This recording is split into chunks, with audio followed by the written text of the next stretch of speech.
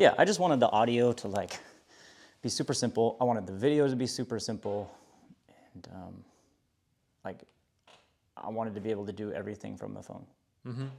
Because you know, I've used Premiere Pro a bunch, and I like it, and I like being able to like swap. I like doing more work on the desktop than I do the phone, but like sometimes the phone can be just as simple as like doing something. Yeah, I'm still learning how to do all that stuff. I think I like tried to make a reel the other week. That shit took me like 2 hours. You're not into And I still just like reel gave editing? up. I didn't give up, but I was just like, you know, it's like the kind of thing where it's like you could just keep fiddling with it and messing with it, but I just don't like to. I try not to stare at my phone like that for too long. You've never really been a big social media guy though. Not really. Like you you share your work. Yeah, I do. Yeah, and I do more now because I'm tattooing, and it's kind of just a function of sharing the work. But yeah, in terms of like life stuff and all that, yeah, I don't. Portfolioism kind of stuff. Yeah, share the portfolio. I mean, yeah, that's really what it is nowadays. Like back in the day, you used to have a portfolio website, but you know, social media is a portfolio website that you can share and people can talk to you on, and it's that much. It just makes it that much more sense. But and I think, you know, whatever people want to do on there is cool. I just never got into it. I don't know. Yeah. Yeah. But. Well, I mean, even with like graffiti stuff too. Early on, it was just like same thing. Not really posting too many videos. It was just like, here's a finished piece. Yeah. And then like maybe a few days later or a week later, you'd get another piece, and like that's pretty much what people posted. You know, and then it turned into just clip reels of like people actually painting like things now. Stuff, yeah.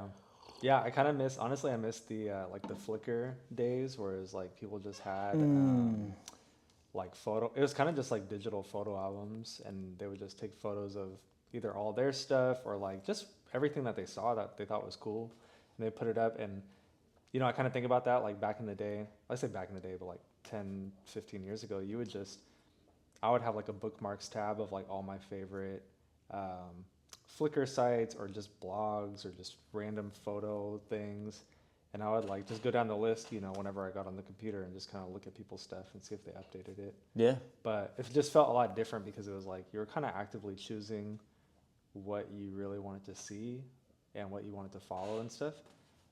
Versus like I think nowadays it's like you do kind of choose, but then you also kind of are fed a lot of stuff, and you might follow like 15 people that you really want to follow, but then maybe you don't even see their stuff, you know, because you kind of forget about it, or Instagram doesn't show it to you or whatever. Self-curated a little bit more. Yeah, a little bit more self-curated. Yeah, and I don't know. It just felt really different. I'm trying to get back to that a little bit, but. As in like online or just in life? I think both, but online. You know, like when I think about like the time I spend online and what I look at and stuff. You know, I feel like you know, I do spend time on Instagram looking at stuff, but it's like so much more of it is kind of like out of my control. You know what I mean? In terms of like oh, I didn't ask to see that, or I didn't want to see that, or I don't know why it's showing me that, or whatever. And when you think about how much of that you take in, it's a lot of stuff. Yeah. It's basically like watching TV commercials on your phone. Yeah. But maybe even a little bit more invasive. And so, yeah, I try and think about like, what was that like, you know, 10, 15 years ago when it was like, yeah, you just found stuff that you were really interested in, and you kind of followed those things specifically, like intentionally, and you got something, you know, specific that you were looking for out of it. I feel like that, yeah, it kind of just felt like an interesting time to revisit in that way. So what's your method of discovery? Like, how do you? Because for instance, let me just put it like this: if I'm online, or we're using Instagram as an example right now, like, I want to discover somebody in this genre, right? And I know of X artist or author or whoever in this space. Like, do you seek out other people in the network through certain means, or like what's your mode of discovery? Like, how do you? Because if you don't know, you don't know, and you don't know where to go to find stuff. So like, Totally. what's your method? Yeah, honestly, I feel like I'm still figuring that out. But I do really like, there are a few, on Instagram particularly, there are like a few specific pages that, like there's one that I really like called Retro Sci-Fi Art. It's just like a random page that just posts like art and like little anime video clips and stuff like that from different movies. Or even like the historical ones. You can go through stuff, and I like. So like community, Yeah, like they're sharing sources. Mm-hmm. Okay. And they just like, they're almost like pages that compile like less of like individual artists, but they just compile like things within the same theme or something like that. Yes. And then from there, it's like you can find all sorts of different artists or movies or things like that. Yeah. Through that stuff. But yeah, in terms of like, I still haven't figured out quite the right like rhythm of how to do that, because it's still on Instagram, and I still have to remember to look at to go like type these things in. You know what I mean? So. Well, and it's funny that you say like at first you were saying, oh, I'm being shown other things I guess I don't necessarily want to see, and it feels kind of invasive, which I feel you. Yeah. But also like what you were just saying, where you kind of you're being curated, these like somebody's curating this space. It's communal. They're showing you things within that thread, and you're seeing other stuff, but you're also like, oh, this is cool. Because like for instance, back in the 90s, like there'd be a magazine, and you'd get the magazine, and you'd be like, oh, here's the different articles, but around the articles they'd have ads, and you'd be like, oh, there's this really cool shop that I didn't know about, and what is their magazine, or what's this? And then you would try to go and find out about their magazine now, or their documentary series or whatever, and but like that's also kind of the same thing, because now you have a magazine full of ads that are invasive that you don't really care about, but you're also being shown something within the wheelhouse of what you're interested in. Yeah. So you're just kind of discarding the things you don't want, but also here. And you're right. It's just the same thing kind of regurgitated in a different way, but I don't know. It does feel different. Do you think it feels different because humans controlled the magazine versus an algorithm controlling the online platform? And they assume that certain details are going to be things that you're interested in when they don't really know you? That is a good question. Humans know humans. Humans know humans. Humans, I think, also create algorithms, though.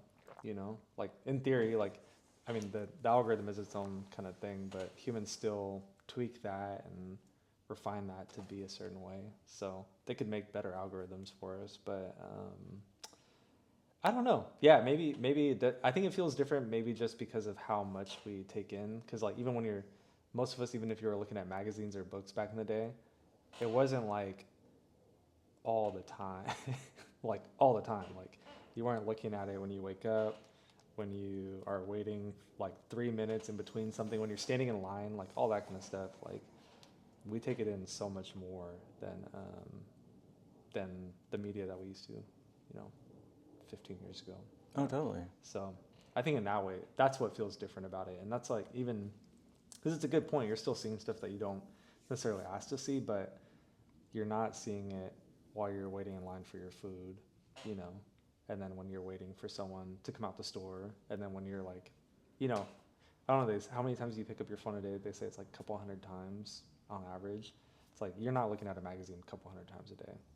So it's like, it's a way different frequency in that way. Yeah.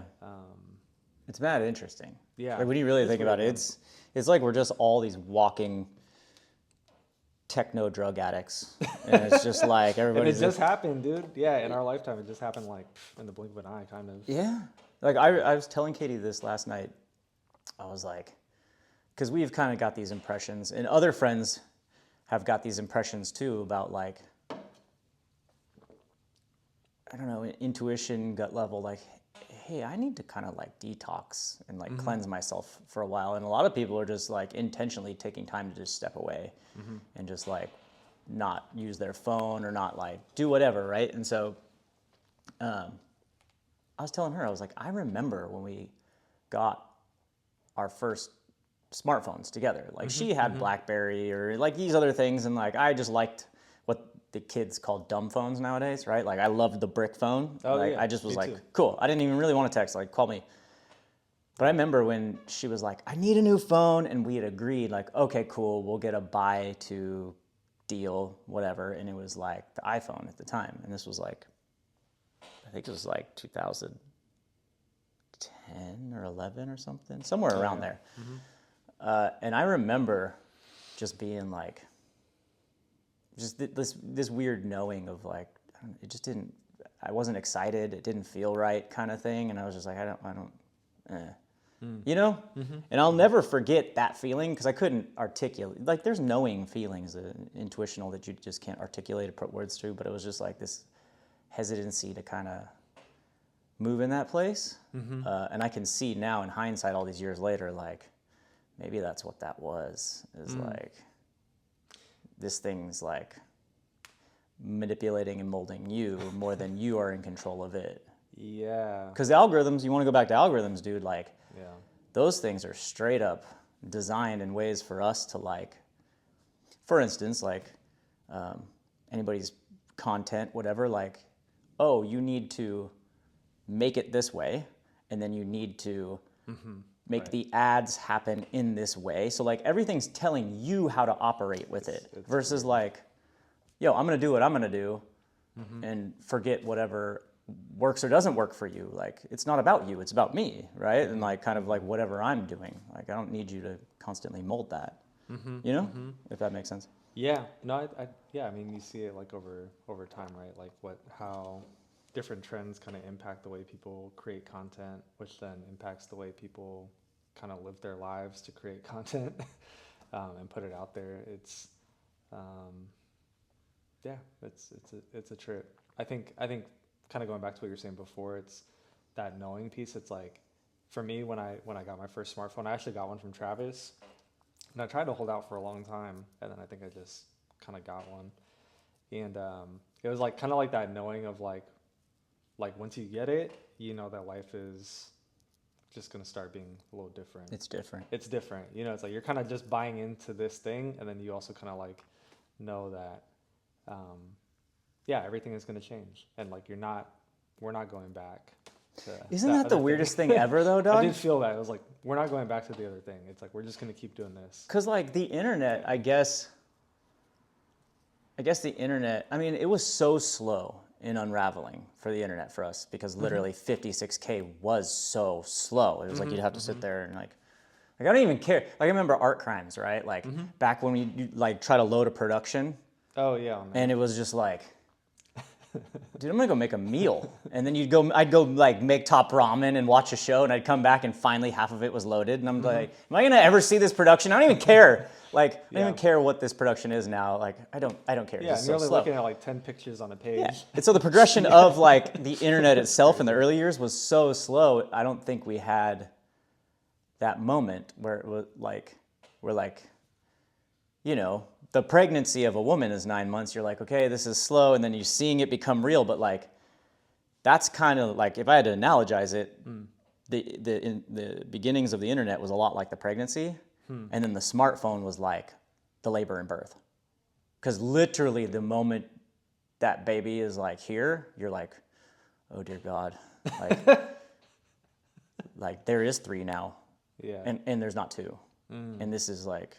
Yeah, you've jumped off the cliff and you're never coming back, kind of deal. And it's weird how we think about that with the smartphones and like these devices. Like how we all kind of, I mean, because I felt that way too. I was like, there was this resistance too, sort of, where it was like, yo, it's going to be different. Yeah, it's like, you know, it's going to be different. I find that wild, dude. What do you think it is about that?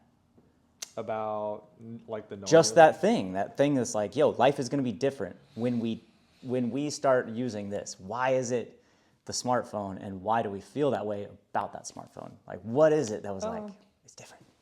I don't know. I think whole life is different. Well, yeah, your whole life is different. I think, I don't know. I think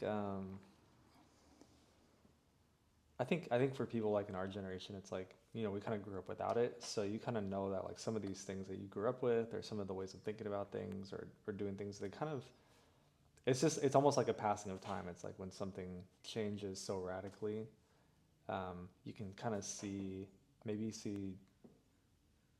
like a, what is that word? It's kind of like impermanence, immortality thing. I almost wonder if it's like that, because you think about like, I don't know, if you look on comments and stuff, there's a lot of like nostalgic stuff online that's really geared towards people our age. Um, and I think, and you always hear the conversations of like, well, back, you know, when we were kids, we did this and we went outside and da da da da. I almost feel like it's like that, where it's like, because we know things are going to be drastically different now, it kind of makes people nostalgic a little bit more, or maybe like kind of see their own, just how their lives are a part of this like longer progression or something, that Yeah. eventually the things you were so familiar with kind of phase out, and that makes you feel old, maybe. I don't know. Well, there's Because for kids, it's like, it's normal. Like this is like as normal as anything for them. yeah, and they don't have any like major context to the longer arc of time. And I think for sure, I mean, I'm in the throes of it. You're a few years younger. No, you're not that much younger, but like you would be probably considered an old millennial. I think so. And then like like my generation is like right on the cusp where I'm like considered a very young Gen Xer. So Right, like yeah, 84 was like the cutoff of Gen X. Yeah. And like I am 84, so I'm about the tail end as you can get. Or I could cross over and be like, you know, a dinosaur millennial, right? Like so it's like we're cut off. Yeah. And so you'd be like probably an older millennial. Probably, yeah. I think so. But like your generation really, you guys really are the end of that. Because after that, the next generation like doesn't remember anything Other than that. pre 9/11, like really anything, because they were so young. Like so it's all smartphones, all like literally social one media, world all that existence. stuff, Ours is like two world existence. Yeah. And so you have context that others don't have. And I think the cycles of life with transitions always have a grieving of something that was past. And so like for sure you're dead nuts on that. We are going through like this nostalgic resurgence. Yeah. Kind of. Yeah. Where like people want these things to come back, and they're like struggling with the fact that like, man, this thing really is gone. Yeah. And I want it back. I'm craving something. It's a grief. It's sort of a grief. It is. Yeah, and it's not because we miss slow internet. It's not because we miss having to print out maps to find a place that we're going. You know what I mean? It's like, it's not like the technology stuff makes so many things way more convenient. But I do feel like it's like there's something deeper there that I don't know exactly what it is, but it is something deeper there that I think people do miss. Maybe it's like a different kind of connection to other people. Maybe it's like, I think people sometimes kind of equate it to like a simpler way of life. I don't know if I would call it simpler. I just think it's maybe like less overwhelming, you know? 100%, dog. Like, it's just, it is, but it's like, yeah, they're nostalgic for something deeper, not just like the inconveniences and stuff like that. Yeah, there's a handful of people I've heard of say this same kind of saying, or at least like along the lines, but they've called it like a slow life revolution, where people are trying to like detach themselves from like the hyper pace of everything. Because it's goofy like how, you know, when you live a really simplistic life with few things, something that you come into, you tend to have more value for. But when you're overwhelmed with stuff and the sheer amount of things, it's like it devalues in nature, sort of. So like, you know, the old phone, like you'd get a phone call from a friend and you'd be like, oh yeah, and you're only talking to that one friend and you hear their voice and you're really engaged in conversation. Or I could get 20 texts a day and I won't answer 15 or 18 of them because and then so it's like we've kind of just devalued this exchange and connection with people, but also with the experiences of life. Yeah, so like, go back to the magazine. Like you'd sit down with the magazine and you might read a book. I don't know how many people will sit there and read a book for 2 months. Like try a 900-page book. How many people are gonna last that? Well, I was talking with somebody, one of my clients recently about like, and when we were young, it's like you might have, maybe you would have like DVDs or VHS tapes, movies in your house. And those movies you would probably watch no lie, like 100 times, like straight up. Like the movies you had in your house in those days, you'd probably watch like 100 times. You could memorize the whole thing, all that stuff. And nowadays it's like, you know, you have all these streaming platforms. You spend so much time scrolling for something that you want to watch, even though you haven't watched everything on there. And then you don't even, like, someone asked me, hey, what did you watch recently? I'm like, nothing. I have no idea. Yeah, bro. I didn't even watch anything. I just scrolled the guide and found out I didn't want to watch anything. Well, even if I watched stuff, I don't even remember really. Cause I'm just like, I just watch, you know, you just watch so much random stuff all the time. It's like, yeah. You know, a lot of it doesn't stick in the same way. I feel like maybe less was being made. So it's also like, it just, like you said, you value it differently.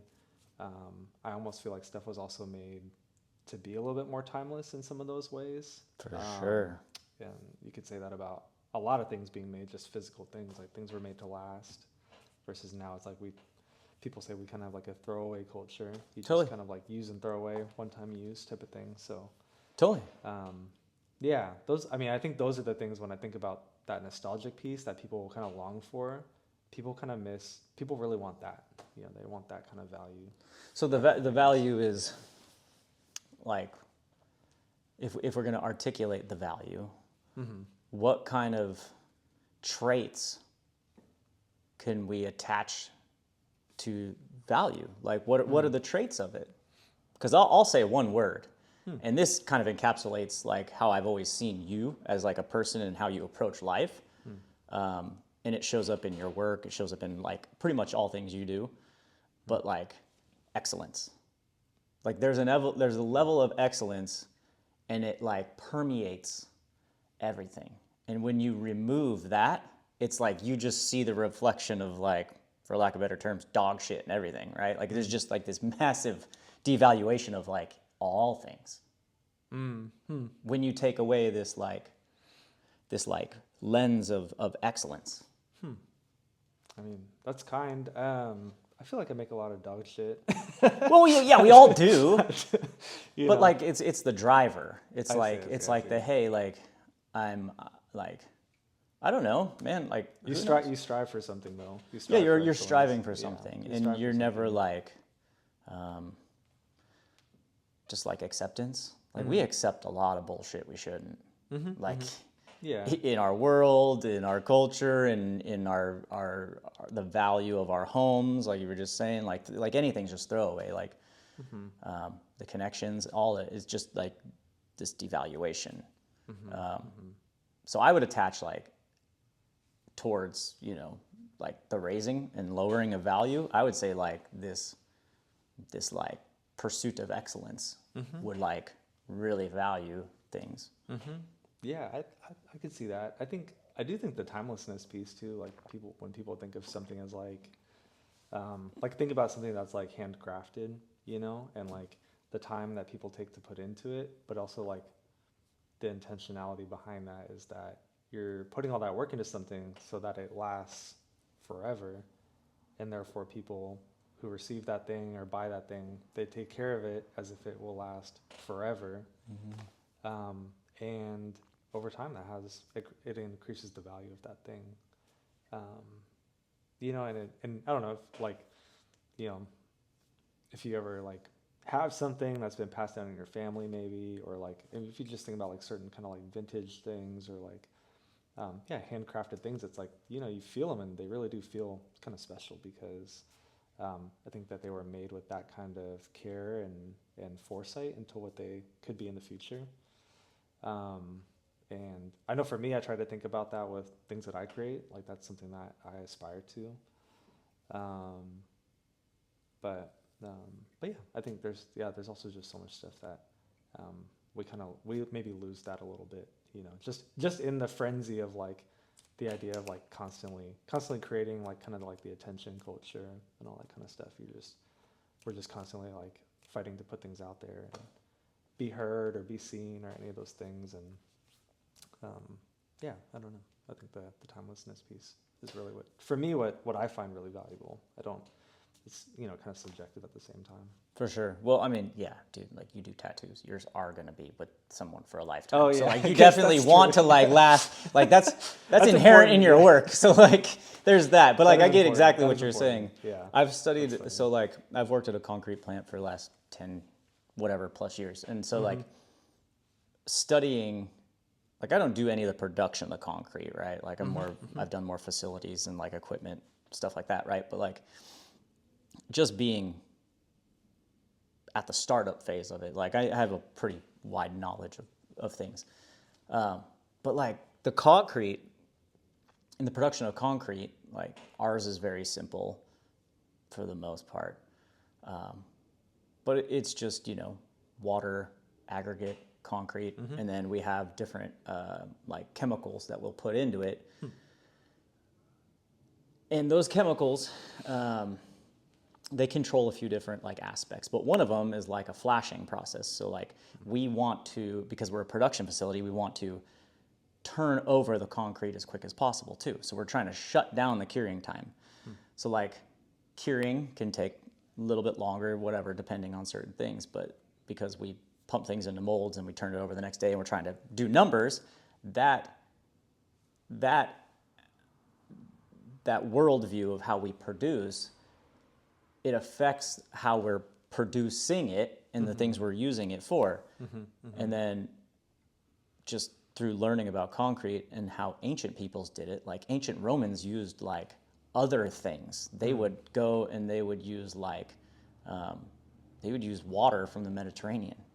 So they would use seawater instead of like, you know, ours is just tap whatever from, you know, whatever's in the city. But like they would use these different kinds of like products to go into it because their worldview was eternal. It wasn't short-term temporary, kind of like you were saying, right? Like they're not thinking of, I need to just make a block and get it done and out of here tomorrow. They were like, we're making this massive like structure to like last for Forever. eternity, right? Which is why like you can go over there and there's still stuff like 2,000 plus years later, crazy. and you're just like, yo, this thing is holding up still. Is there a property that the seawater does differently for the concrete than like tap water, for example, or something like that? Or? Well, that's what I was like super interested in. I was like, okay, so they're using like volcanic ash. They're using like Mediterranean sea water, so like salt water and different things. And so like there's just these different ways. And I don't know, I just started like getting surface level understanding, just kind of things that would pop up. And I was like, oh, that's what they were doing? Like, that's fascinating. Like, I wonder why. You know, I never dug into like the sciencey kind of quality control aspects, but like that would be mad interesting to like learn about too. But like, dude, obviously the reflection is something significantly different. You know, it just has all these different reflections, and so when your view is making something of quality, it kind of seems to be inherent that you're like making something that might last too, because we as humans are very legacy creatures. Yeah. You know what I mean? So like, Yeah. even if that's not your main intent, like that's in the back of your mind intent. You want to have something that'll stick around beyond you. Yeah, I think so. In theory, You know? I had a funny thought, because I realized that even though I do feel like that's really true, somebody told me I don't do a lot of you do a lot of canvas painting. I see a lot of that stuff. Do you like gesso it and do all that kind of stuff and like use certain things? No. I wonder if that's like a graffiti thing or like a mural thing. I was talking, because I don't either. I don't really do them, but the few times I have done them, I just use house paint and just go paint something. But I was talking to like a kind of a more like, I don't know, like a studio artist or somebody who does stuff for galleries. Traditional, yeah. Yeah, more traditional. And they use like different acrylic mediums, and they're really into like, you gesso it and do all this and that. And they told me, they were like, oh, you just use house paint and you don't gesso it? And I'm like, yeah. I'm like, is that bad? And they're like, well, it might not, like, it might start breaking apart, basically. They're like, the material's actually going to just break apart. And I don't know why, I just never really thought about it. But I wonder if it's like, there's a funny thing there too, where it's like, even though we're talking about this idea of creating something that lasts forever and like timelessness. I think for having kind of like graffiti backgrounds and mural backgrounds and stuff, it's like that's almost like the opposite. Like Yes. you create it and Yes. you just kind of know that it's not gonna last Yes. at all. And so even like creating on canvas, you know, for me that was a mind-blowing moment where I'm like, oh, I'm like spending all this time making this thing on a canvas, but this person is telling me that basically it's only gonna last 20 years maybe. Which you know, I guess I don't expect it to last that long anyways, but No. Compared to what's maybe more normal in that world, Yes. it was kind of a like seemed like a novice mistake of like, oh, you didn't even think about that, you know? Yeah, I mean, I've put actually quite a bit of thought into that same thing. But like, I'm very aware that my worldview is kind of through that graffiti mentality, where like, I know for a fact that these things aren't gonna last. Yeah. And, you know, like, there's all sorts of arguments to it, is like, should I, and I appreciate this conversation going the way it is, because I've kind of battled that too, like in my own way, like, hey, you know, say I just croak tomorrow, God forbid, right? Like, but you know, what happens to the art? Like, you know, like, does it even matter? Should I like put it in some type of like contractual thing within my estate that like my children or my daughter and my wife take control of it? Like, is it even worth value in that? Like, so there's like business aspects, but then like, just remove the business when we talk straight artwork. Yeah, dude, like, I paint over half of these things that I paint, like, because I don't value them in that way, because my value system and worldview was through graffiti, which was continuous impermanence. Yeah, like, you're kind of just doing it to create stuff. Well, yeah, and we have a firsthand view as graffiti writers, like, yo, I'm gonna go hit a spot, and this thing's gonna ride maybe the week. Or at least the world we grew up in. Nowadays, things will ride on the freeway for like a year. But like back then, we'd just be like, yo, this thing's gonna get buffed this week. So it's gonna reframe how I operate. Like, I'm getting out there first thing in the morning when it's light. I'm gonna get a photo because I know it's gonna get ragged or it's gonna get buffed. Or even painting freights. Like, this thing's gonna leave, dude. Like, it's gonna bounce out of town. I gotta get a photo.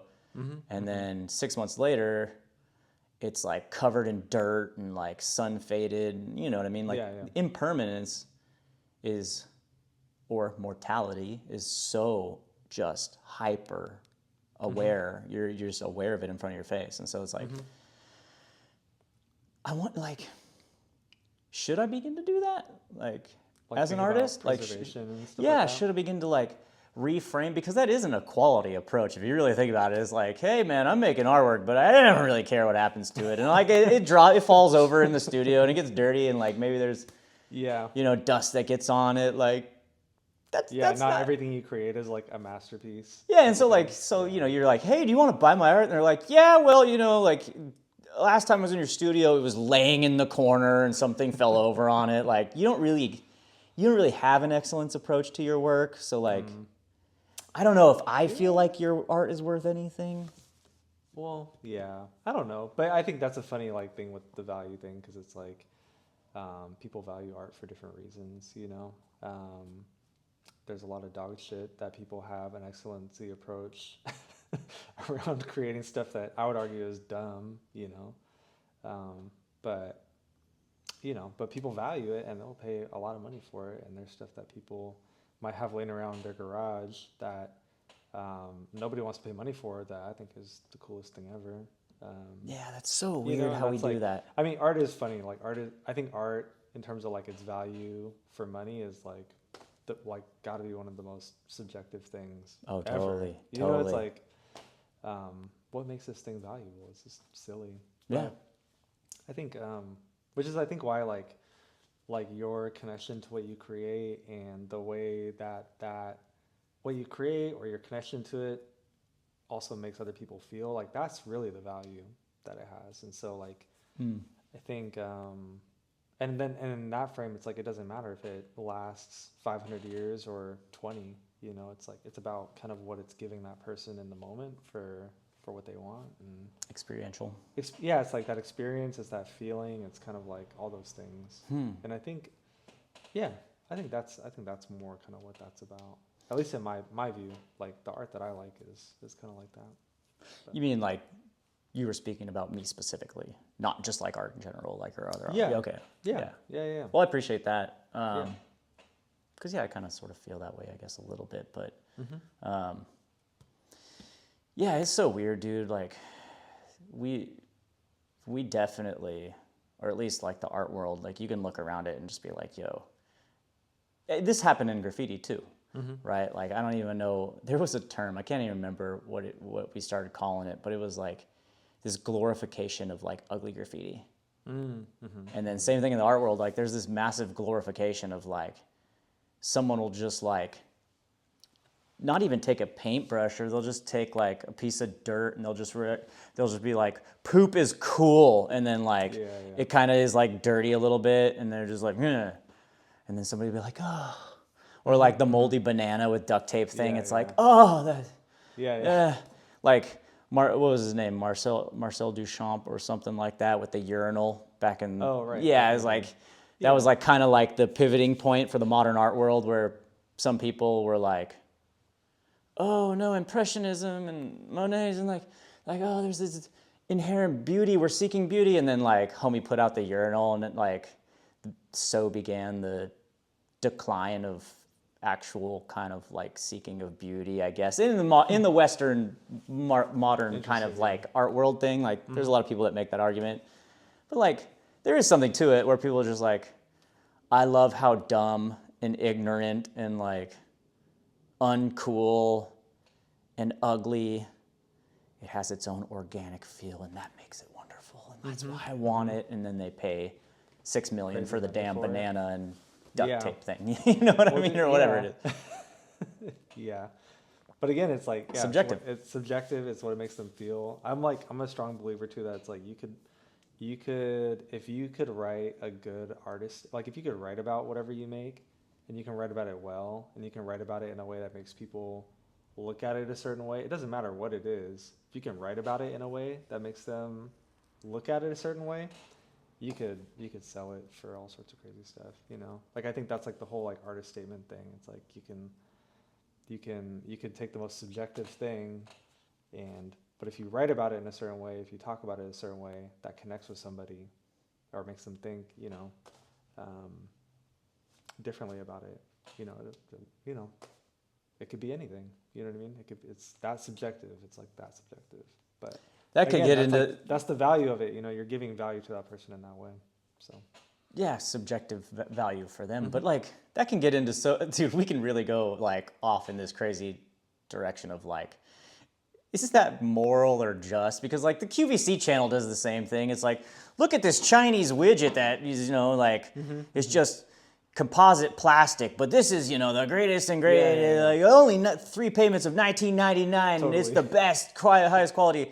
And then Grandma Carol buys it, and it like sits on her front porch of her trailer, and like, that's not really value. You just kind of got her money out of her, and then you did that at scale.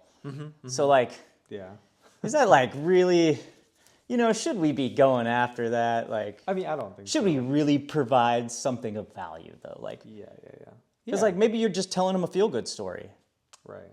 Yeah. And maybe that has its own subjective value in one way, but like lasting value. Does it provide them lasting value? Yeah. Yeah. I think to me, that's where it's at. You know? Like I like, I don't know. I like the idea of like not having to be explained why it's valuable, but like just being able to like, at least with art, like I like being able to find that on my own, you know, without being filtered through like an explanation. And I think that's kind of similar with a lot of other things too. It's like if it can stand on its own and you find appreciation in it, then I think that's cool.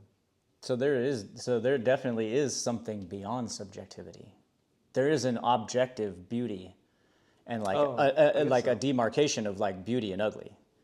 I think so. And I mean, that's a great line for everybody, right? But yeah. Oh, it shifts. Yeah, the sand is shifting. You know? But then it makes that subjective. But like, there is an objective, eternal kind of like level where you look at something and it goes beyond, it's a level of beauty and excellence that goes beyond your ability to explain. And you know it when you see it. You kind of know it when you see it. I think so. And I think that's different in every culture across the world, but that's what makes it so wonderful. So for instance, like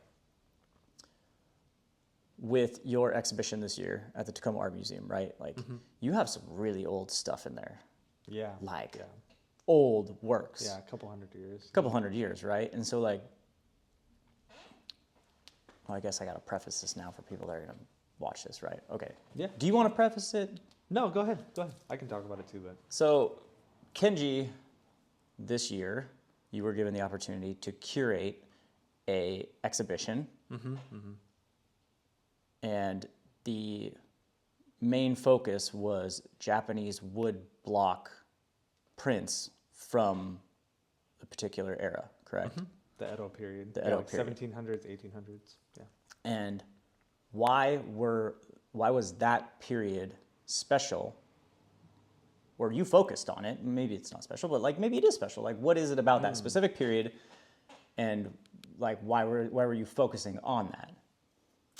I mean, so that period was special because for a lot of different reasons, but those woodblock prints are kind of, they really flourished in that period. So woodblock prints were, most people have probably seen them, like the Great Wave and, pictures of, flowers and birds and samurai and stuff like that. And,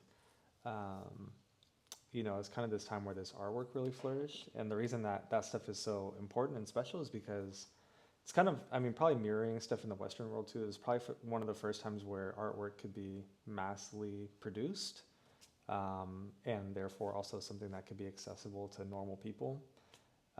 Most of the time back in the day, like back in the day, if you were making artwork or creating like really fine craftsmanship stuff, it's for people with money, warlords or kings and queens and royalty and that kind of upper echelon of the class system, and just regular kind of everyday people, didn't consume art in that way. You could say they consumed art and creativity in other ways through other kinds of crafts of everyday objects, things like that. But in terms of like people's access to like art, it was a lot more limited. So woodblock prints were special because they kind of broke that open, and for at least in Japan, and created artwork for everyday people around subjects that they were excited about, and whether that was like, mythology or tattoos or just different kinds of images or like their favorite actors and actresses, which was a big theme at the time. It really kind of shifted how artwork was created and who it was created for. And that's also why there's so much of it. There's like so many woodblock prints because they were easy. I don't want to say they're easy to produce because they were still hand carved by teams of like master craftsmen, but they were much more easy to be mass produced and put out there. And so that's why there's so many of them, and that's why they're so influential in that culture of artwork. Yeah. Post creation or post craftsmanship, there was a system for scalability that made things accessible. So that was like, so as much as it was the artwork, it was actual like the development of the system. Yeah. Cultural system that like blew the doors wide open. Yeah. Right? For sure. Well, it's like, yeah, and it's again, that's why I said it was kind of mirrored to like even the West, like in Europe and stuff, where it's like, back in the day when they had like monks scribing Bibles and stuff, they were scribing it by hand, and then when they created the letterpress and stuff like that, then they just started rolling it was just presses. on and popping, dude. Yeah, it just infinitely makes that process easier. Still a tedious process compared to what we do today. For sure. But for them, it was like revolutionary in terms of like how you could make stuff and make it faster and produce stuff at scale. Yeah, you could take the same print and make hundreds and hundreds of copies, thousands of copies, and get them out there. The interesting part about like the artwork in the show, and this is the cool thing, is like even though it was at scale, and I think, I don't know, this definitely is something that is easily recognized in Japanese culture, is there is just a significant level of excellence much above other cultures. You know what I mean? So like somebody who didn't grow up in that culture, but like discovered it and like is interested in it and like taking pieces in throughout my life, like that's always been the attraction, is that whatever it is, it's like at the highest echelon of like excellence that one could seek out. Because you could walk in that show or that exhibition down there, and some of those prints, they're originals. Okay, and then there are other ones that might just be replica prints of that block, and it would be number 700 or something. Is that Oh, yeah. I mean, original. I think they're all like part of like a long series. long of series? stuff. Yeah, But it wouldn't they're be all like old. just the first one that got printed, and like that's the only one. Like Yeah. some of those could be like Oh yeah. print 1 out of 2000 of whatever. Exactly. Yeah. Yeah. But the crazy thing is like looking at look them, you're good. like, bro, this is like mind blowing. They look good. Yeah. They look massively good. Yeah. Like the hair. The hair on Oh, the people is dude. like literally like a strand of hair. Yeah, it's insane. But it's you have to think it's like carved. Someone carved that thing. Yeah. And then they pressed it with ink and then Well, put it on the paper. not even the person that was like doing the block, like the maker, the print maker, like Oh, the yeah. person printing it. Like it's so like, because nowadays you could look at a print and you could see a deviation of like whatever, Oh, a yeah. blemish or something. Like Yeah. you got to sit and stare at those things and like really critique it for a while to be like, oh, maybe there's a blemish here. And then you'd have to, add context with another one, oh yeah, okay. Like I'm comparing, but like, dude, you just look at those and you're like, this is just Yeah. as good of a one-off as any one-off could be. So it's like just the excellence of like every single thing is like, it's attractive, and it keeps your attention. It keeps you drawn in, which I guess is why I'm saying like there is a certain point where where it is, I don't know where it is, but there's a line of demarcation between like subjective and like objective, kind of like, you know what I mean? Because like maybe if it wasn't my favorite artwork in the world, like because we all have different tastes and styles, like I am still hyper fascinated, and I would be like, oh my goodness, this is just incredible. Is it because you can appreciate like the craftsmanship and kind of the like Probably. you maybe have a little bit of insight into the process of what that is? Probably. That kind of makes it, because I feel like that is what it is for me. Like I can,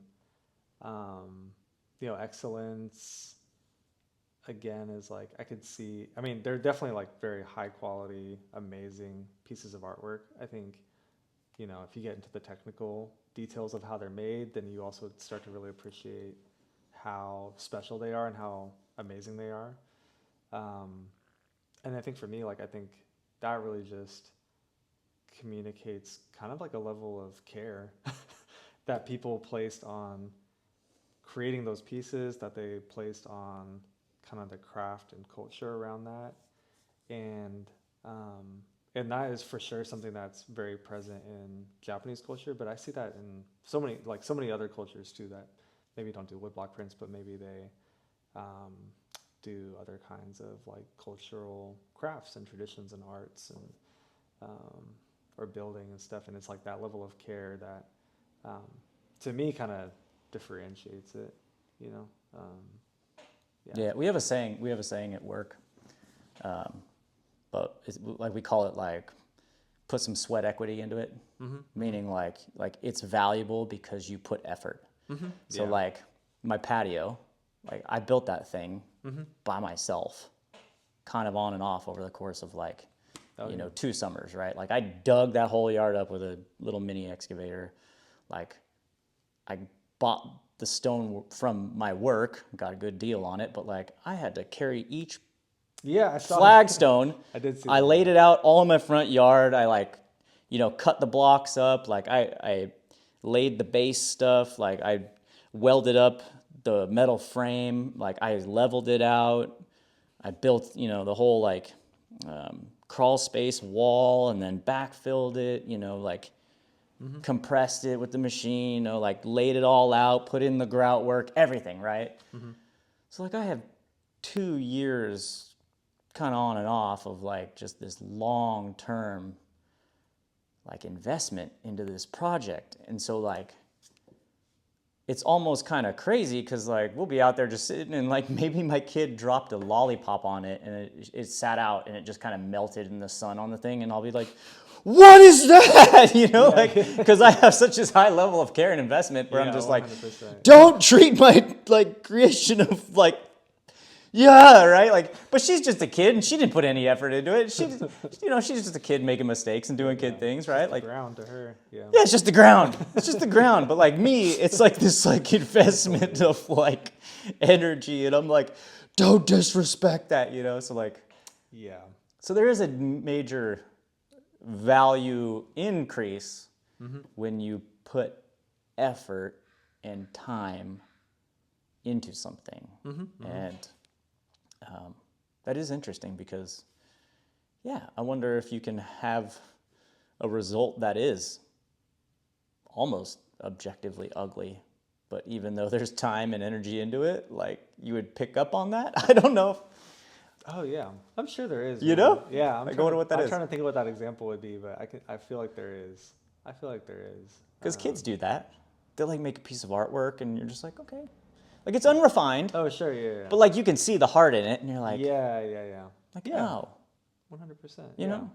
Yeah, I think that's yeah. Again, it's like that care piece. I mean, yeah, that's like if a kid gives you like something that they drew and it's like it's a bunch of scribbles on a piece of paper, it's like it almost doesn't matter. It's like the fact that they like I don't know if you ever see a kid coloring, it's like you can tell how much they care about it and how into it they are, and for them to give that to you is like really special. You know? But there is meaning. Yeah. Because sometimes you'll you know you're like, oh, like the first thing you do is you go, oh great, you know, like whatever, you know, it's a crayon drawing of, you know, whatever, alligator, whatever. But the point is like you just go, okay, and then you like really pay attention and you start seeing the heart that's behind it. Yeah. And then you like, if you ask might them about it you too. might read the story, or yeah, you ask them and then they say, oh well, this is, you know, you hugging mommy and it made me feel safe, and then you're like, great. Yeah. Like it just melts you and you're just like, oh great, Right, yeah, you then know, you never throw that thing away, dude. Yeah. yeah, no, you never throw it away. You Like put it how on the could fridge, you? and your friends come over and they're like, that looks stupid, and you're like, I'll cut you because this is the story, and they go, oh, and then they Right, do the yeah, same yeah, thing and they yeah. melt, you know. Yeah. So like Yeah. that does confuse you a little bit because you're like, oh, that doesn't have to be on its surface beautiful, but like there's a heart behind it that makes it beautiful. And so that's like a weird thing, right? Because then in the art world, it could be the same thing. You could have the dumb banana on the wall with, and then they tell you that story, and they've like worded this like artistic statement about it, and then you read it, and you're like, oh, you get captivated, and you're like, you're no longer like, this is just a banana. Right. It is, Yeah. you know, something. It's got to speak to you still, though. It's got to speak to you still. For sure. Yeah. For sure. It's an interesting subject. Yeah. Yeah. What's been inspiring you recently, though? Like artistically, or like, I don't know, stuff that I know you're kind of always creating stuff. You're always making stuff. Artistically, man, like that's tough. I'm trying to finish out a couple pieces. I started doing some exploring earlier this year with like shape and form. So that one over there, it's not a good representation of it, but I have these, so like I use this design program at work to create engineering drawings and drafts for equipment. Yeah.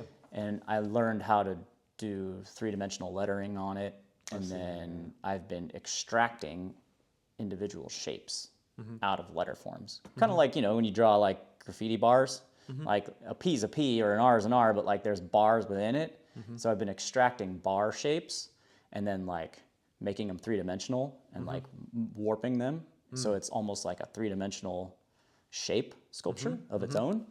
And so I was like, man, I want to build these. Yeah. I can easily build them. Like those are, Oh yeah. like that's a little sculpture, but like some of those were like straight up extracted. Like the star's the star. We've seen those. We do those 1,000 times in graffiti, right? But like some of the other ones are just like actual bar shapes that I pulled out of a graffiti letter and just spun around. That's pretty cool. So like that's kind of what that was, is actually painting those shapes in a three-dimensional form that was like turned around. Yeah. with like a shadow underneath or something. So I was like exploring form. Dude, that thing gets more trippy the more I look at it, actually. Like, I was looking at it a little bit ago, but now the more I'm looking at it, I can't really. It's like one of the, you ever see those 3D puzzles where you can't really tell where the beginning and the end is? That's kind of what that reminds me of. Yeah, I kind of want, like, the hard really part tell is how like, it all connects. It's really weird. the hard part about doing some of the stuff I want to do is like, everything in my mind is floating in this invisible world that's not, Oh, yeah. it's not anchored. Yeah, like Google SketchUp, like blank 3D space universe type of thing. It can float. Yeah. And then so the same thing applies to the pieces in it. They have to float.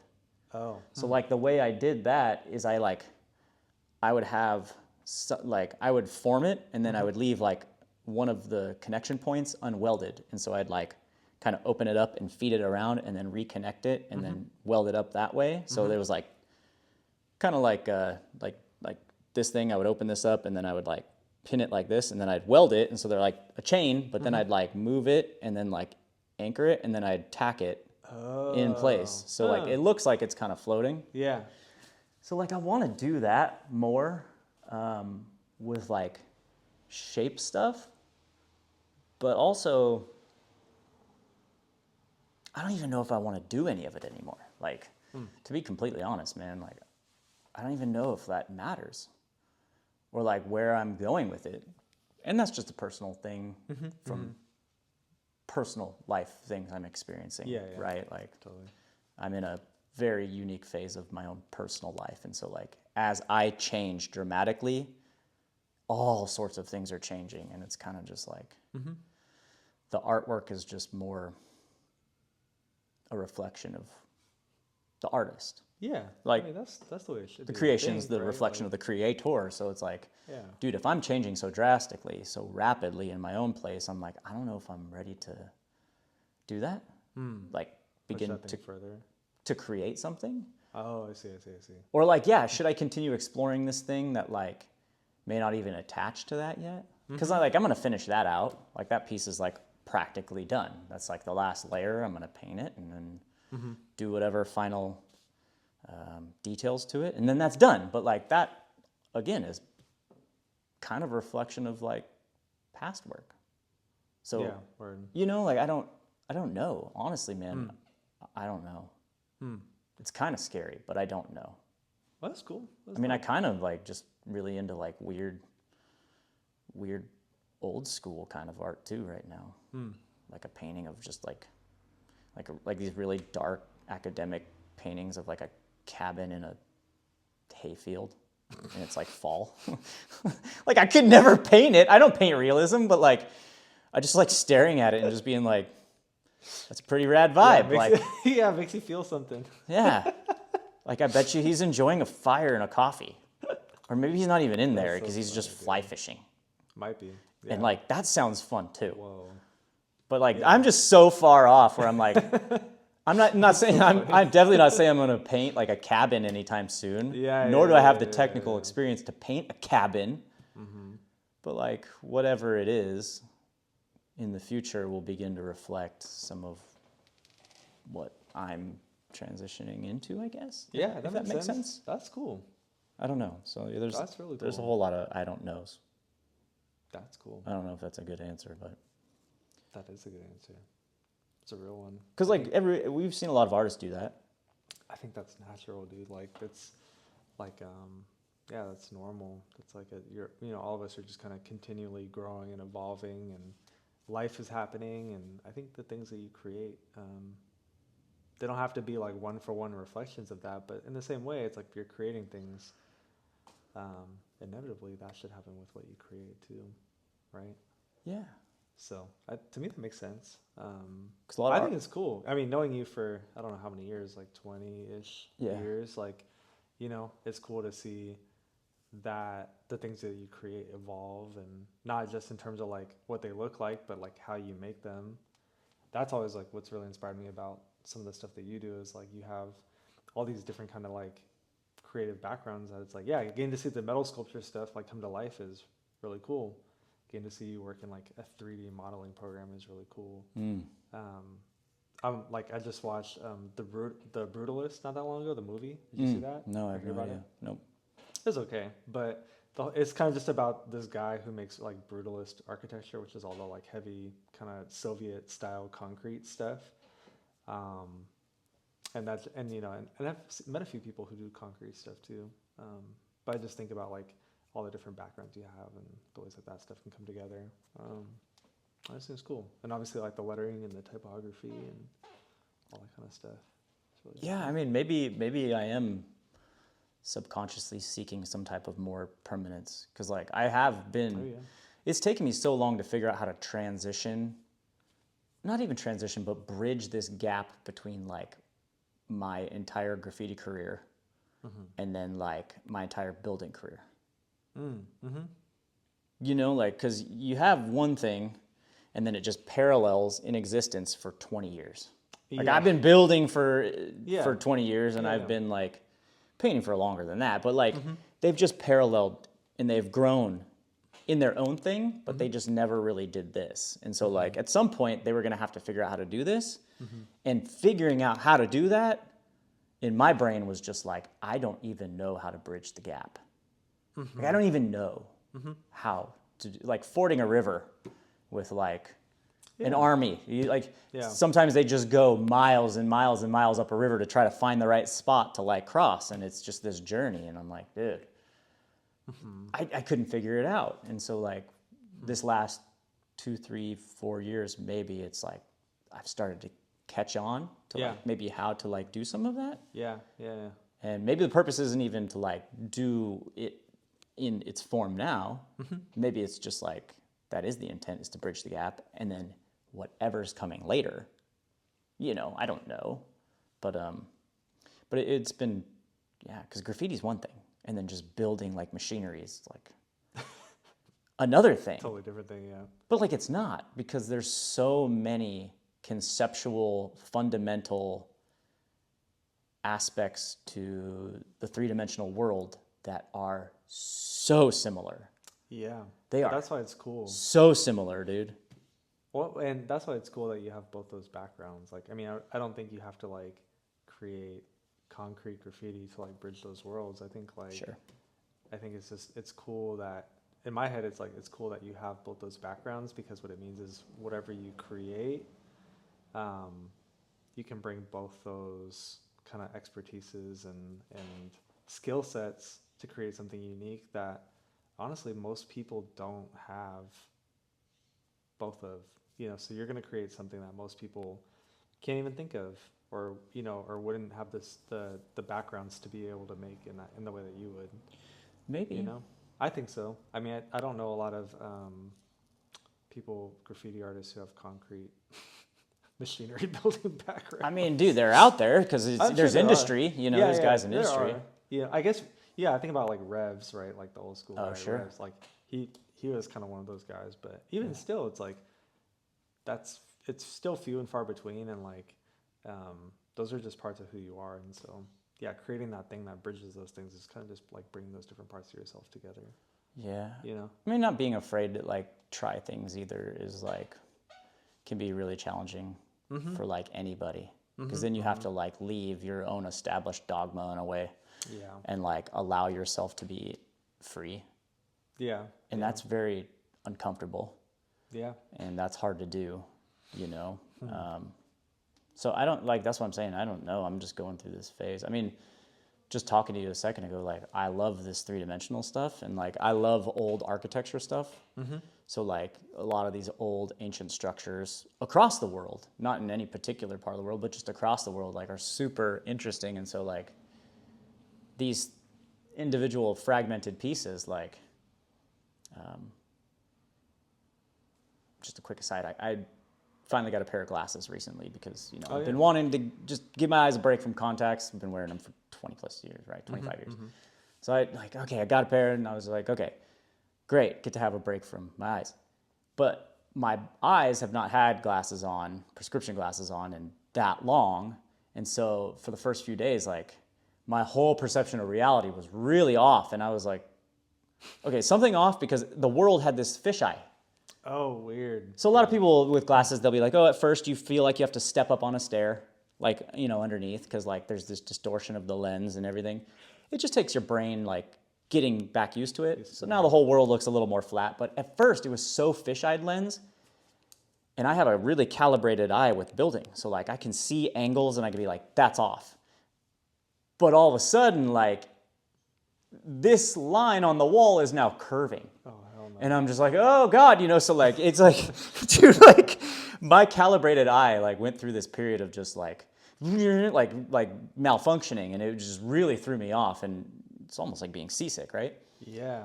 So, but like that's part of how I've always approached graffiti, and like even my artwork with these letters is like, I'm taking them and I'm bending them to almost to the point where it's almost like it's gonna snap, like you're gonna snap a rubber band. So like, I want something to just like distort to the point where like it's almost gonna break and be something it's not, but like it still has a reflection of what it was. You know, it's still letters. You know, it's still a certain word. You can still even read it, but like it's just so distorted that it's like, it's almost getting ready to break. And I kind of feel like I want to do that with architectural art. Like, you know, they have paintings of, you know, big architectural structures or something, but like do that where they just, like say you're looking up at like a Greek column, but like that sucker's just going, it's like bending and it's just stretching out, and like, but you have like the details of all the shadows and like, you know, like that would be cool. I don't know, but like, I want to apply those same principles, if that makes sense. Because that's just characteristically true to me. That's cool. You know? Yeah, I could see that, dude. That's, it's trippy to think about. I don't imagine I'm visualizing it the same way that you are, but Right. I think conceptually it sounds really cool. Yeah. You know. Well, I mean, some people that have like taken psychedelics, they can almost probably imagine what I'm saying. It's like there's a certain point when the real world begins to like dissolve a little bit. Yeah, it's like that shouldn't look the way it should, right? Like, so you're almost like to this, and then eventually you're like on, you know, another universe. But the point is right before that, there's just like things are getting weird. Yeah. No, I think it's cool. And so it's like you just push it as close to breaking the rules as you can, because I want to break the rules, but like also it has to maintain its structural integrity somewhat to be receptive.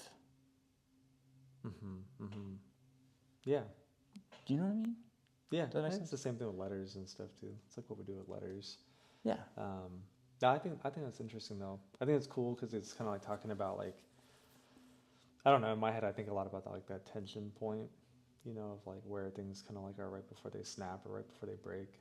I feel like that's where the world is most days nowadays. At least that's what it feels like, you know, in our nervous system. I don't know if it really is or not, but I feel like it's the way that we're made to feel, is like every day is like one step closer to the edge. You know, or one step closer to that like tension point of snapping of some kind. So in that way, it feels very timely.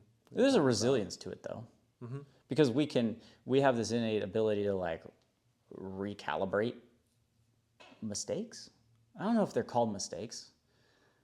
I don't know, but like you know how people will take a paragraph and they'll like take each word, they'll take like, and they'll jumble the letters, and then they might turn some upside down, and they'll be like, okay, read the paragraph. And like, you can still read the entire thing. And your brain like has this ability to like, in a malleable way, like it's elastic, and it can just, it's so resilient that it can bend and move and then still place it back to things of foundation, you know? And it's still right, but it's still like pushing them to like, because that's what all growth is.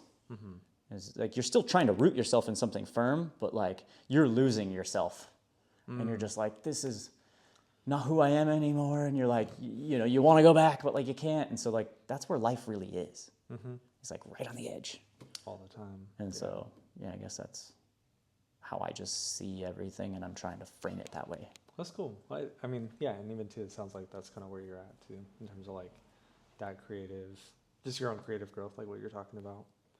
You're kind of in that evolution period of like, kind of like recentering, figuring the next thing, and kind of honing in on it. And who even knows if it's actual visual artwork? Mm-hmm. Right. Yeah. This could be the end. You know what I mean? And I've also thought of that too. I've also thought of that too, very seriously. Like, hey, this may just be the end of you creating, like making visual stuff. Visual artwork. Really? Could be. You think so? I don't know. I don't know. I don't think so either. I don't think so. But I'm just saying, like, there's a potentiality. Yeah. Okay. You know what I mean? Like, you don't think? Okay. Here's a hypothetical question. Knock on wood. You lose both your hands. Are you still making visual artwork? Well, that's a great question, because it's the same kind of thinking as like, yo, I'm a runner. Mm-hmm. Like, what if I get in a car wreck and I'm disabled, or like I lose a leg? Mm-hmm. Like, I'm gonna learn how to run with a prosthetic, probably. Mm-hmm. Like there's resilience, but like, what if maybe I'm not given the impression to do that, because maybe my life has a purpose in something completely different. Mm-hmm. And those skill sets that I learned taught me life truths that are applicable over here, but I'm not using the technicals anymore. Does that make sense? Yeah. Like working for a company. Yeah. It's like I go from this industry and then I'm really killing it in this new one, but like they're two totally different industries. Mm-hmm. I just learned traits and characteristics and concepts that I can apply over here, but like the technicals of over here don't even apply over here. Mm-hmm. So like, could be that. Yeah, I guess in that scenario, it's like I imagine like maybe if you weren't able to run anymore, maybe you would pick up kayaking or something like that. Or I don't know. Like it's just you would just take that energy and transfer it to something else, and sure, that's what I wonder about, like with the visual art piece too. Some people are really super rooted in the thing that they do. Yeah. You know what I mean? And like that's okay. There's nothing wrong with that. Me, I'm very much not that way. Mm-hmm. Like I like things. And they give me jollies, and I'm like, I love doing this. This feels good, like it feels good to do it. But like I can be just as mentally stimulated in this other physical thing because it's conceptually the same, and that's what sparks me. That's what that's a driver of mine, is like I like things that are more mentally stimulating than I am tactile. You know what I mean? Like it feels good, cool, but like this is precedent over this a lot of times, if that makes sense. So like I'm not fixed in like sticking to doing this thing because like the growth of this and the stretching of this and the exploration and discovery of this is what I'm moving towards. Okay. Does that make sense? Yeah. So like maybe that's why I said maybe potentially it might not even be art. I see. It could be, it could be building. I could just go hardcore into like building or architecture. You know what I'm saying? What you mean. Yeah. So like I'm not trying to like plant a flag and say, no, I'm going to stand on this mountain right now because I have no idea, dude. Like I'm in such a place of like, personally in a place of just like kind of scary from day to day that I have no idea where I'm going. I'm not trying to like try to hold on to something, out of fear. So I'm just trying to like embrace it. That's cool. Yeah. That's good though. Maybe maybe I'm just trying to like find safety or comfort in that. Cause it's scary, you know what I mean? When you just don't. Unknown can be very scary. Yeah, for sure. For sure. I'm curious where that ends up for you though. Cause I do feel like, I don't know, wherever you land with that, I'm sure it'll be cool. Yeah, it'll be cool. I mean, everybody goes through these things, like reinventive phases. A lot of people call what I'm going through a midlife crisis. But like, I'm reframing it as like a midlife awakening. Like I'm awakening to something, right? I like that. And then like small scale, people call it like you're just in this reinvention or transformation phase. Okay. And we all go through them. Like I've had the one I'm going through, I consider a third one. Because I've gone through two other phases in life that were like massively like, okay, this is a place where things shifted. Paradigm shift in your life. Right. So like one of yours probably was transitioning to tattooing. Yeah. Your life looked one way before that, and then you made a decision, and then like you probably went through all sorts of things. Probably, yeah. You know, your life completely changed. Yeah, it did. It really did. There was probably fears. There was probably like uncertainties. There was probably like, what does this really look like? Yeah. You know, Dude, like all that, you went through it. Yeah, I'm sure. all that stuff. Yeah, I feel like I still am too. You know, like Really? I'm like pretty new. Like, so I've only been tattooing for 4.5 years, almost 5, which I guess is enough to kind of be considered like you're in it, but also like at the same time, in the trajectory of like a tattooer, it's still very New. very green. Yeah. Like you really, there's a lot to still be learned, and I'm still like stumbling through some of that stuff sometimes. And yeah, the only thing I can do is just kind of keep, you know, keep working at it and keep showing up for it and finding the inspiration, staying curious and staying true to the things that I'm really want to learn, you know, that I'm passionate about with it. But yeah, the transition was definitely like, definitely a paradigm shift in terms of like how I thought about work, how I thought about myself in some ways. It's one that I was really happy to make for sure. Oh yeah, for sure. I think a lot of us that knew you were like, this is the right direction, right? But you just know. Yeah. But like, how long before you started just getting in the throes of it? Like, what was the period of time leading up to that where you were like, I'm feeling led to go in this direction? Oh. Like the impression of like, oh man, this is what I think I'm gonna go towards, or like this is what I see my life becoming. Before you actually kind of like, all right, like, I'm making moves. before it happened. I'm making moves. Fuck. It was a long time. Was it a long time? Yeah, bro. It's kind of dumb to think. Well, it's not dumb. I shouldn't say it's dumb, but it's like when I reflect on it, it's like that's kind of crazy. I think I started getting interested in it like maybe 6 years before I actually started, which maybe isn't that long. So I was like interested in it. I was like asking people about it. I was like looking stuff up. Tattooing, you know, compared to some of the other stuff I've gotten into is really different because you don't. I guess some people do just start. They just buy a machine or they make one and they just start tattooing people. But I was a little too hesitant to do that on people. I just felt like a little bit like, even though I had people who encouraged me to do that, I just kind of felt like I really didn't want to screw somebody up, you know, both artistically, but also just like the health stuff is kind of a different layer of that.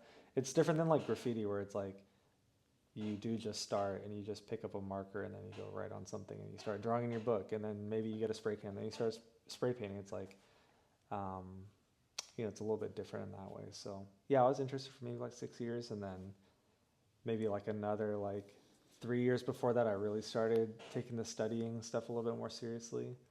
And then still with no real like, no real direction, no real like clear path into it. I just knew it was something I really wanted to do and could see myself doing.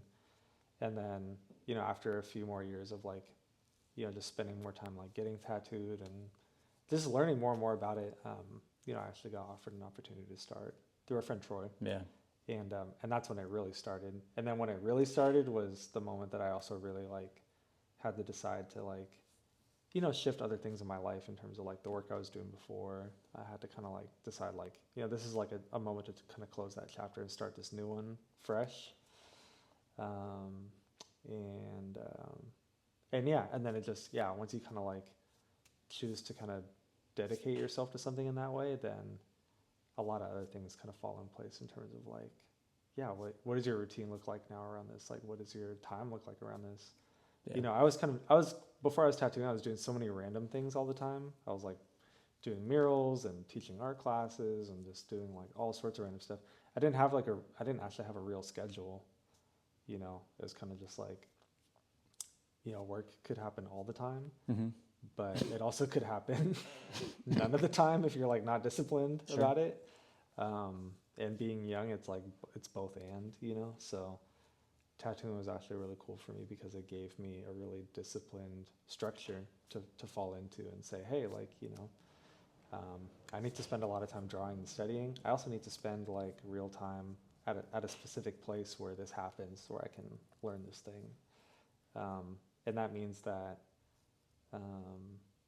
that I have to kind of build some structure around that in a way that I just really didn't have to before. Even though I think some people would say I was like maybe disciplined and stuff before that, it looks really different, you know, and at least for that stage of my life is probably really helpful. So Yeah. and it's hard to imagine at this point in my life. It's actually hard to imagine going back to the way I was doing things before, because in hindsight it was very chaotic, you know, and very I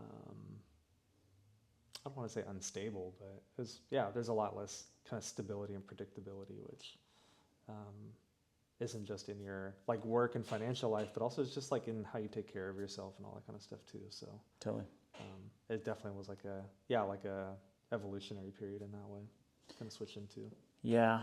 Yeah. I mean, there's a lot there, dude. There's a lot in that. That's like really good. I mean, like you kind of had like a little bit of a roadmap to a certain degree. Like the other stuff you were just saying a moment ago with stability and structure and everything, like that, I feel like that came with it. The direction of life you were heading, though, like you were like, okay, tattooing, but like the tattooing was like niche specific. So like with graffiti, you were like, oh, you just pick up markers and you just start doing this. But you and I both know from these several decades we've done graffiti is like graffiti's niche specific too. Yeah, Like, for sure. you know, there's taggers, bombers, and then there's piecers, and then there's like, you know, nowadays there's repellers and like all these dumb things, right? Like, so yeah, there's these different niche things. Like tattooing's very similar, where like there's these different niche like subcultures. subcultures within it. And so like you definitely were interested primarily in the Japanese tattooing. For sure. And that was probably day one. Like you probably were like, yo, this is it right here. I'm trying to do this. That was what made me want a tattoo. Yeah, exactly. I was, you know, because I got tattoos before I learned about that stuff really too. Like I got random tattoos and stuff just because I thought tattoos were cool.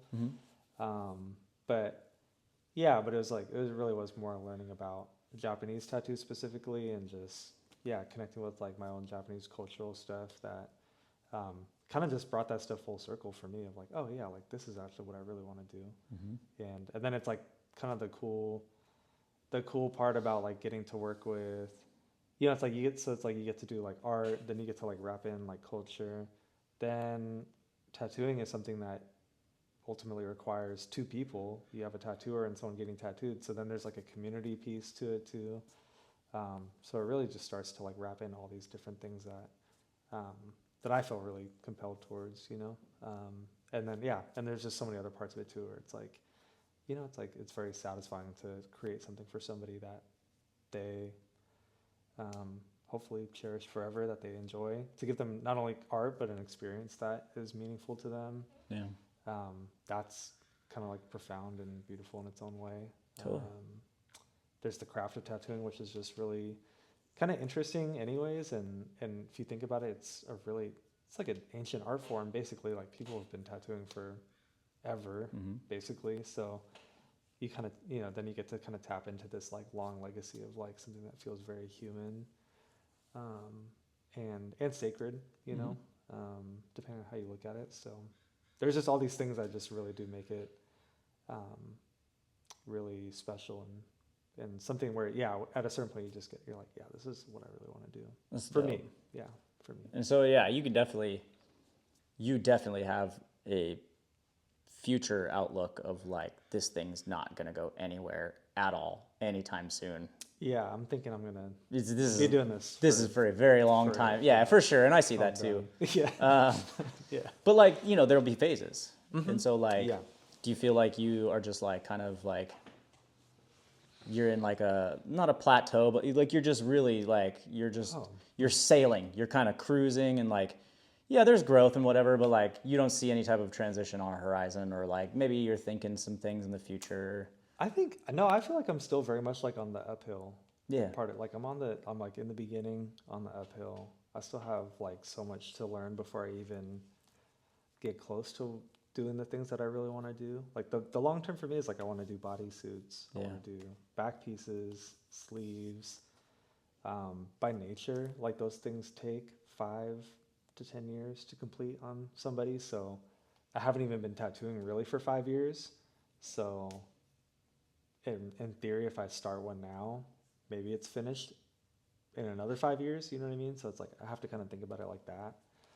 And then once you start it, it's like then there's all this learning that happens as you do it. So I think, you know, yeah, especially when you look at like Japanese tattoo masters, people who do like what people consider the highest quality of Japanese tattoo work, a lot of them aren't really creating their best works until they're like probably 15, 20, 25 years in to what they're doing. That's awesome.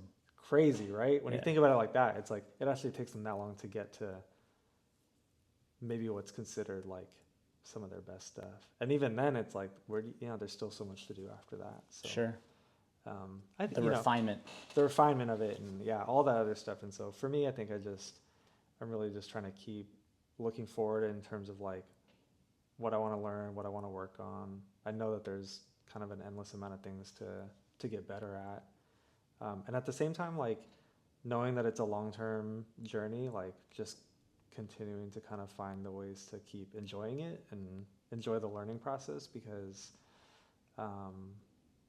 because it's I want it to be a long-term thing and I don't want to be burnt out on it at any point. And there's going to be those changes and stuff, but it's also like,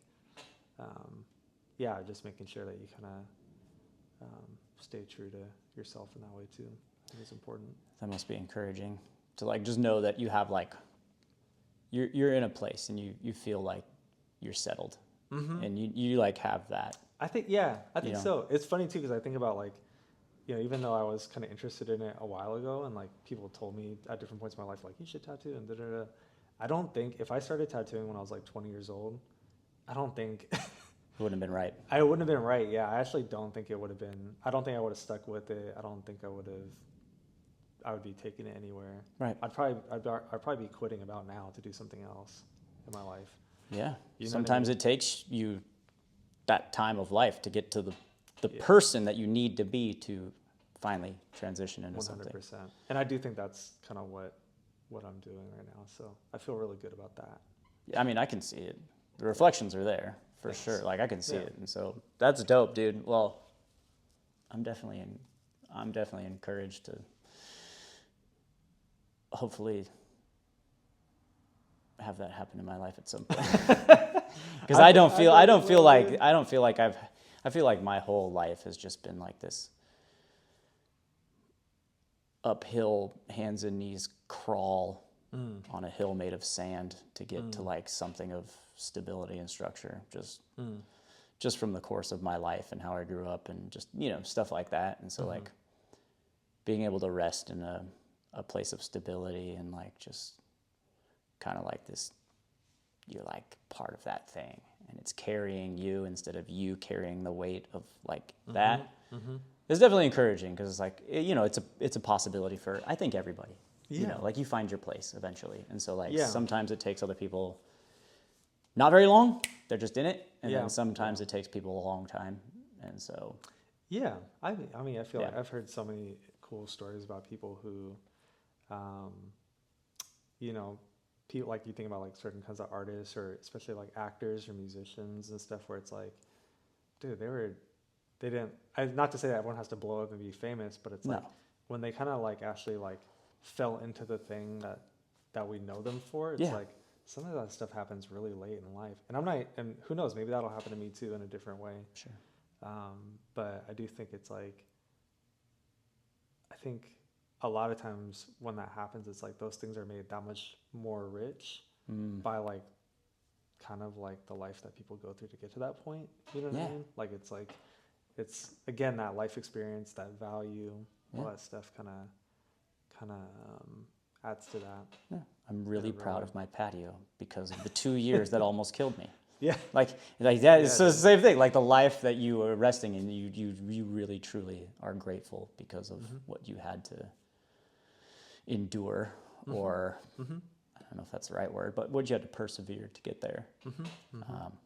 And that's definitely my hope for my situation. Is like this thing has to be epic, like for some of the shit that I've gone through. But no, I mean like no, it's encouraging, dude, and like definitely with what you've got going on in your situation, like I'm stoked for your future for sure because I can see it right now. Like you're definitely thank you doing all those things. So. I'm trying. I do feel good about where things are going though. Sick. So, I appreciate that. you got anything you want to tell the people? You know what's the coolest thing about this thing that I'm doing? I've agreed with myself. I'm never going to introduce anybody. Like, you know how they do podcasts and they're like, hey, I'm here with so-and-so, and here's his life's biography, and here's all the context of who this human being is. Like, it's so corny, dog. Like, I can't stand that stuff. Like, I just wanted this to be like, you are lucky to be a fly on the wall in a conversation that I have with all the coolest people I know. And like, you're just going to discover this person kind of the way I've discovered them through a relationship. And like, that's going to give inherent value to somebody, because they're going to be like, who is this person? I'm so interested now, instead of being like, this is why this person's important, and here's his biography, and you should definitely go follow him here, here, and here, because X, Y, and Z. Like, I never am going to introduce anybody. Like, I don't even know if I said your name. I think I said it at the beginning, but they'll see it on the title. Either way, you get what I'm saying. Yeah. Right? It's like, we're just I think it's cool, man. I think for me, like, especially as someone who's, I don't think I'm like the most comfortable person, like doing interviews or stuff like that. I think knowing you is helpful, but I think also just that energy of like, we kind of just fell into a conversation. I feel like you just kind of sat down, and I didn't even think to ask you if you're recording. I just kind of assumed we're just gonna start talking and then just go wherever. And it doesn't feel that different than us like hanging out and talking at the wall, or hanging out and talking like around a table. It's like, and I think that's what people continue to crave, right? Like, that's why Joe Rogan is so far above other people. It's because he just sits down and he's like, he's got a cigar and he's talking about aliens, and before you know it, you're like, wait, why are they talking about this stupid crap? And you're just captivated, right? Like, I don't even watch Joe Rogan a lot, but if I see a clip and then like it's a reel of a clip with somebody and they're saying something dumb, I'll go look it up, because now I'm like, that was hysterical. I want to watch this now, right? Like, I could care less about reading a title and it's like, here's, this podcast about 10 ways to boost testosterone and why your muscle isn't growing. I mean, like, I could give a shit, right? Like, I don't care. Like, we don't want any more information. Like, we're so devoid of real connection that like, this is what's the most valuable thing. People will be like, oh, like, I feel like I'm a third party in this conversation. And like, that's why people will be into it. And if not, like, which isn't my driver, it's that like, I get to have all these memories of these really dope conversations that we've had, because I have so many memories of them at Walls and like other places. But like, when I'm old, like, I'm going to go back and watch these and like probably cry, because if I'm alive, maybe others won't be, when you get old. And then like, my daughter will grow up and she'll be like, this will be like the VCR, VHS tapes. Cool. Yeah. Like, do you know how many conversations I wish my parents had with their friends like this on a VHS tape? And I could watch that? Yeah. I would sit there and just watch for hours of them having a conversation, but we don't have those. Right. And so like, that's real. I'm going to watch these. My daughter's going to watch them. Her friends are going to watch them and be like, yo, look what they looked like. They were so corny back then. Like, but they'll be so captivated, right? Like, photo albums, So I think that's why I'm so driven to do this. Dude, I love that. And what's cool is I feel like as long as I've known you, you've always said that you wanted to do stuff like this.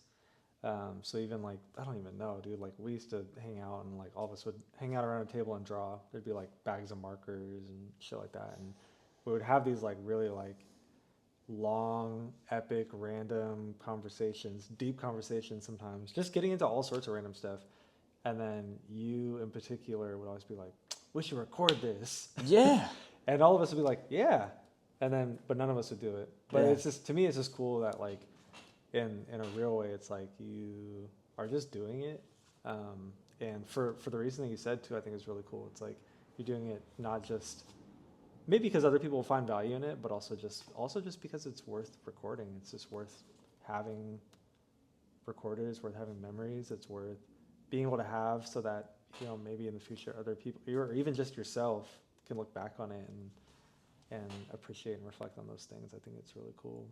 It's like, and like you said, you brought up photo albums. Like, I feel like photo albums are the same way. Yeah. Yeah.